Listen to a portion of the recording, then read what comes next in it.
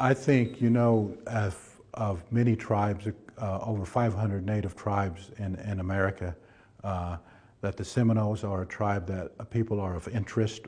And I think part of that interest is because the defiance that the Seminoles had put up during the conflicts in earlier history, to not be defeated. The only tribe in American history to never surrender when there was a war being fought against them, would never surrender to the United States nor sign an official peace declaration with the United States, was the Seminoles. So that brings a little bit of ambiance, I think, to both people that live within the United States and internationally.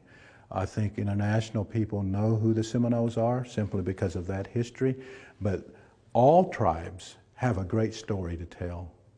All tribes and nations of the indigenous peoples of America have such a beautiful heritage, culture, and history to share.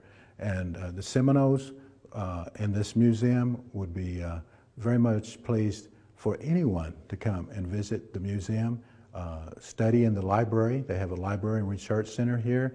So all these things are such of an importance. And especially, if you're doing something that's never really thought about, if you're doing a study, and sometimes there's segments on slavery in America and that type of thing, you cannot portray slavery in America properly without including the African history that is aligned with the 5 civilized tribes, the descendants of African slaves, Maroons, free people.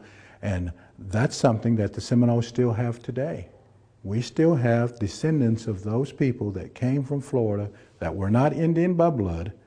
They were of African descent, but joined in the fight of freedom, that are still a part of the tribe today.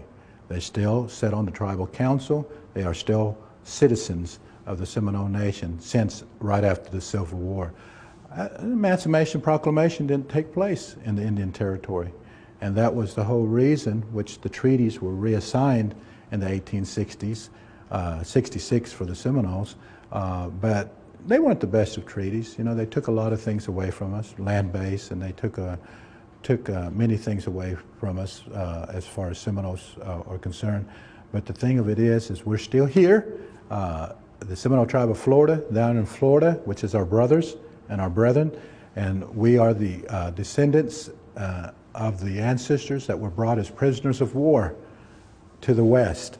And I just want you to know that even though Seminoles are associated with the overall Indian Removal Act of the 1830s and what's known as the Trail of Tears, our people, our males, were shackled in chains and brought to the West as prisoners of war. So the Seminoles are a very well-studied Native American people group and a well-known people group as well. When you think about American Indians, a lot of times people would think of the Seminoles, and we extend our invitation out to you. Come visit us here in Central Oklahoma, the home of the Seminole Nation of Oklahoma, Wewoka.